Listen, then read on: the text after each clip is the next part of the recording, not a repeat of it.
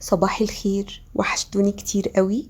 لحظة واحدة بس كده اوريكوا الدببة الصغننة دي. حلال هريبو، شايفين الجمال؟ بجد انا بموت في الحاجات الصغننة قوي دي. كاندي الجيلي، تاني حلويات غالبا الناس كلها بتحبها بعد الايس كريم طبعا. وهقول كل الناس لان الحلا ده الكبار قبل الصغيرين بيحبوه.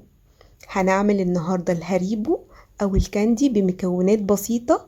بثلاث مكونات بس هتعمل معانا كمية محترمة. ممكن تكون المكونات غالبا في كل البيوت موجودة، ولو مش موجودة نقدر نجيبها من عند العطار او الهايبر. وهقول لكم على البدايل لو مش متوفرة عندكم بعض المكونات. هحتاج لربع كوباية كده من المية الفترة العادية، معلقة كبيرة من عسل الجلوكوز، معلقة كبيرة من الجيلاتين الغير منكه، وظرف كده من الجيلاتين المنكه اي نكهة احنا بنحبها. هنجيب حاجة واسعة كده صغيرة يعني، وهضيف فيها الربع كوباية من المية. وزي ما قلت لكم مية عادية جدا، يعني مش سخنة ولا ساقعة، من الحنفية عادي. وحطيت عليها معلقة كبيرة كده من الجيلاتين وهدوبها، وهسيبها حوالي يعني دقيقتين. الجيلاتين هيتشرب المية وهيتضاعف حجمه.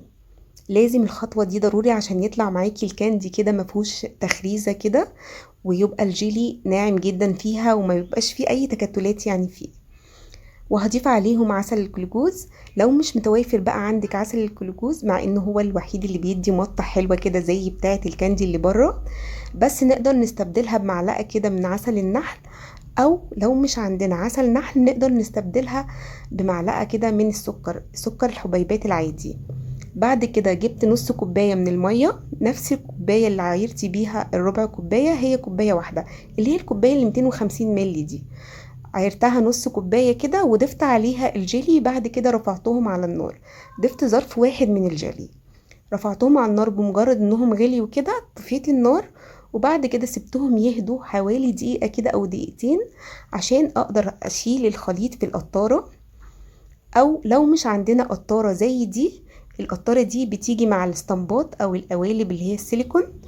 لو مش عندنا قوالب سيليكون بقى وما عندناش قطارة، لان ساعات القوالب بتيجي من غير قطارة، نقدر نجيب سرنجة ونملاها من الخليط ونصبها كده في القوالب بتاعتنا او الاسطمبات بتاعتنا. او لو مش عندنا بقى لا ده ولا ده، نقدر نجيب سوسيرة كده صغيرة ليها بوزة، نصب فيها الخليط ونصب فيه في الاسطمبات بتاعتنا بالسوسيرة دي. هوريكم برضو الاسطمبات اللي انا استعملتها او القوالب السيليكون. القوالب دي متوفرة، يعني ممكن تلاقوها في الهايبر او عند مستلزمات الحلواني. دي القوالب اللي انا استعملتها، اشكالهم حلوة قوي ولازم تكون موجودة عند اي حد عنده اطفال بصراحة يعني. الاطفال بيستهلكوا كتير من الحلا ده. واستعملت كمان القوالب اللي انتوا شايفينها بتاعت الشوكليت ديت. طب مش عندنا لا ده ولا ده، نقدر نستعمل صينية كده مقاس 20 في 20 على قد الكمية اللي انا عملتها، ونصب فيها الخليط. بعد ما يتماسك نقدر نقطعها قطع كده بالحجم اللي احنا عايزينه ونقدمها. طبعا بعد ما صبيت بقى الجيلي، سبته يهدى كده حوالي نص ساعة على الترابيزة. بعد كده دخلته التلاجة. طب احنا مش عايزينه يقعد بره، نقدر بقى نحط القوالب السيليكون دي في صينية علشان لما نيجي نشيلها ما تكبش مننا. فانا علشان ما حطيتهاش على صينيه فسبتها حوالي نص ساعه اتمسكت كده. بعد كده دخلتها التلاجة من ساعتين ل4 ساعات. ما نخرجهاش اكتر يعني قبل من كده، قبل كده هتطلع معانا مميميه شويه. فيعني اقل وقت نسيبه ساعتين. بعد ساعتين او بعد 4، او ممكن نعملها من بالليل لتاني يوم، براحتنا خالص.